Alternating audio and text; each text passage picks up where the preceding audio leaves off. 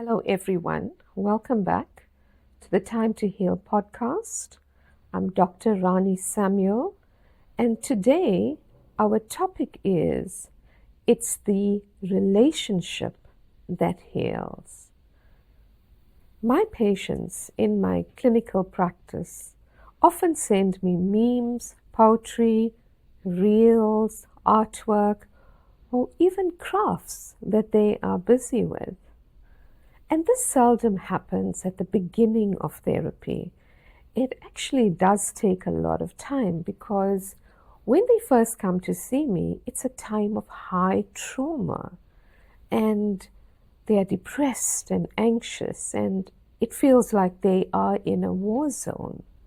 So it takes a long time to build a relationship with a patient. And this therapeutic bond and this therapeutic partnership is what forms the cornerstone of therapeutic and all healing work if it is done properly. One of my most formative lessons when I was a novice therapist and was looking for direction. Yes, I had extremely good supervisors, but it is the work of the long-term psychotherapist and psychiatrist, Dr. Irvin Yalom, who is now in his 90s, that laid foundation in my thinking as to what the work of therapy and healing is really going to be about. And he said something which I read in one of his many books. And he said this, he said, it's the relationship that heals, the relationship that heals my professional rosary. Let me say it again. It's the relationship that heals, the relationship that heals my professional rosary. Intuitively, at that young age, I knew that this was going to be an important principle and action if meaningful therapeutic work was going to be done by myself. And thousands of patients later, and whatever success I have had as a therapist, I would attribute it to many things, but the chief of which would be the therapeutic relationship I have with each patient. Dr. Yolam is now in his 90s, still writing, maybe not seeing so many patients anymore. And I decided to write to him, to actually thank him for this key principle. And also he had lost his first wife at that point in time. It was my delight to hear back from him and to actually get a response. So this is the chief cornerstone, the relationship that determines the forward movement of healing. As a clinical psychologist, and I referred to hundreds of my colleagues, we are all very astute at assessing symptoms, formulating diagnoses, and executing treatment plans.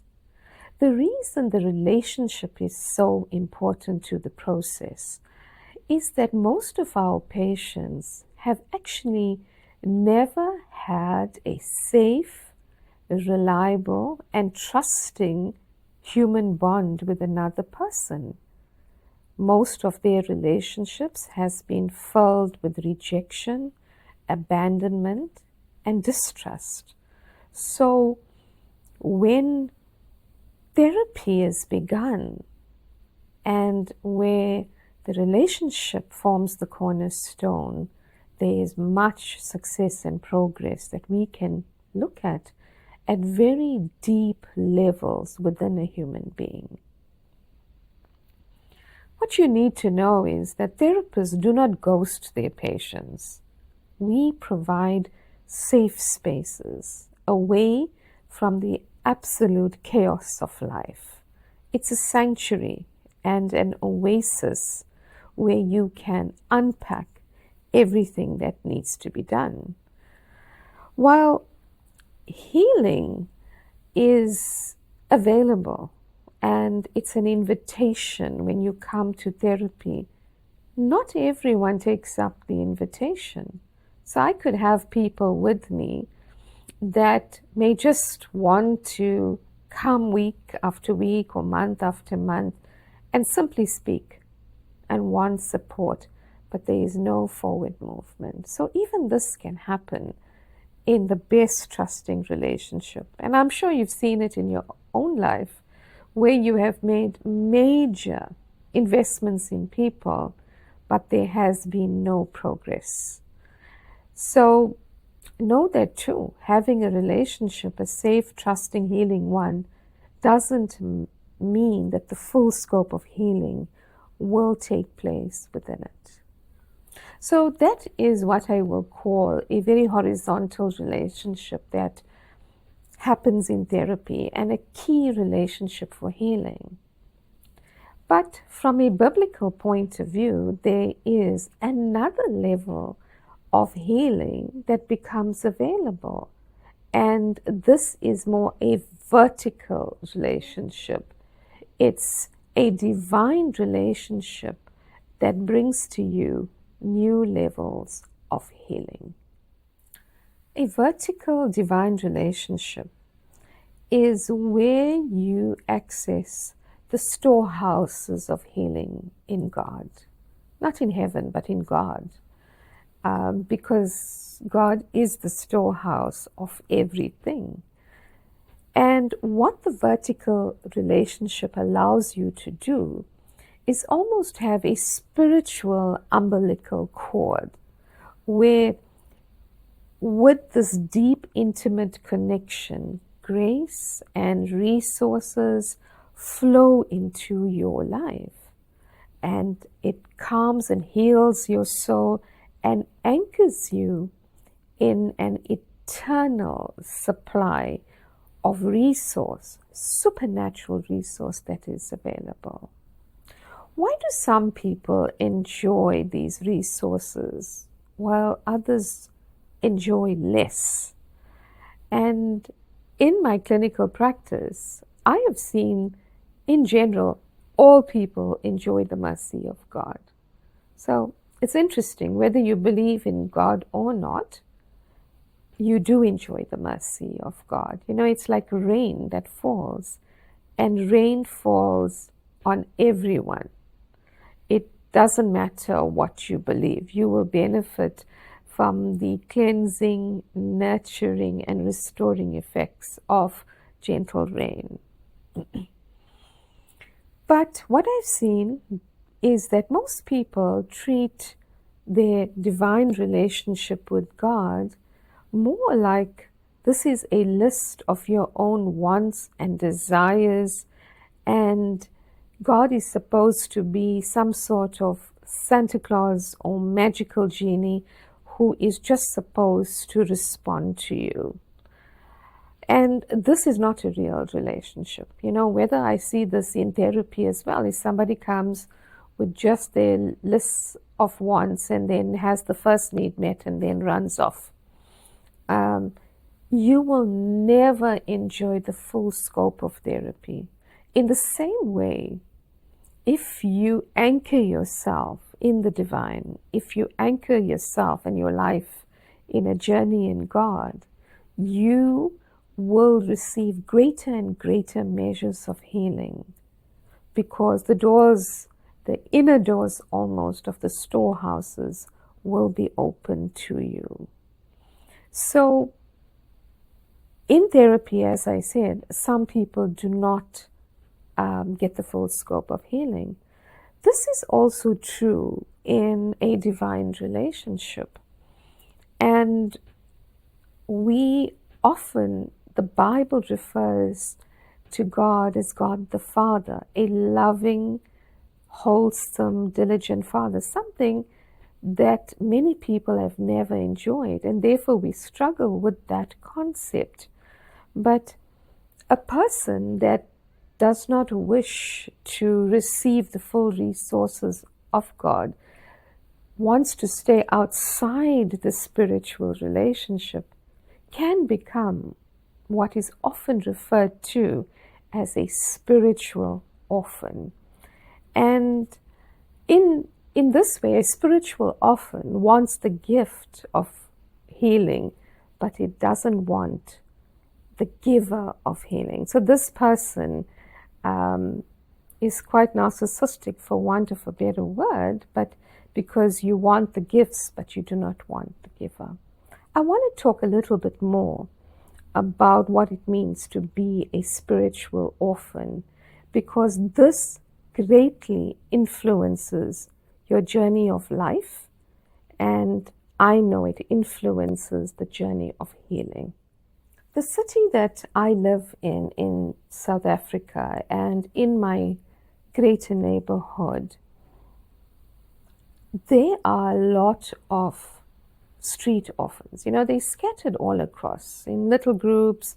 We may find, two or three of them in a particular main street. And I think this is true no matter where you live in the world.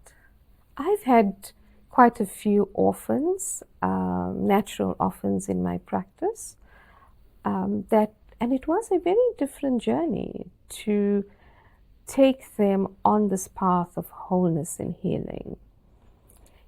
The orphans that are in my neighborhood, many of them have been on the streets for years. You almost see them grow up in front of you, and they survive predators. They depend on the charity of passers-by, and many of them are addicted to various substances.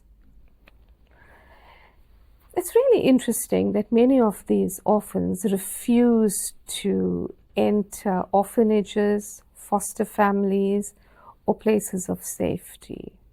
And this was attempted several times by a very caring and well-meaning community. Some would try for a week and go into a shelter, an orphanage, but a few weeks later, they would be back on the streets. Why? And my discussions with people who run these orphanages, my exposure to care facilities as a clinical psychologist brought some interesting insights, because what the caregivers have said to me that these particular orphans on the street did not want supervision, they did not want discipline, and they did not want any correction. They wanted to be independent. And this was an ingrained mindset. And that is the mindset of probably a lot of orphans on the street, that they want their independence and they want to have it their own way. So they refuse families. They saw discipline as harsh because they don't need to be disciplined on the streets. They refuse to build a relationship with a new family. They did not want foster parents, and they couldn't conform to this new culture of family. They wanted the resources available in these care facilities, but they did not want the relationship with the carer. And I think many things fail because this is the core that needs to be built. Taking someone from the street into a foster home without the time in a long-term trusting relationship can have many difficulties with the process. So coming back spiritually, many of us often begin as spiritual orphans. We want the resource of a spiritual relationship with God, but we don't want the relationship. And I know, and I've seen in the years of working as a therapist, that much healing is in the relationship, that it is in fact the relationship that heals. And Joining a spiritual family, having these divine connections and associations, finding your place within a spiritual community, taking your designated seat at the table, will teach you how to share, will teach you how to listen and to give and to forgive. And it will teach you how to think less of yourself and esteem other people more highly. And you will start to learn that each person in the spiritual family is valuable. It doesn't mean that you will always agree. No, you will differ.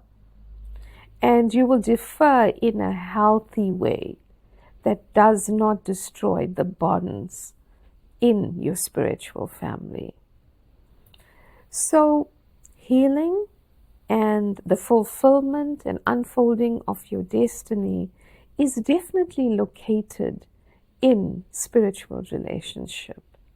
So I come back and say to you, whether it's therapeutic or whether it is spiritual, it is the relationship that heals.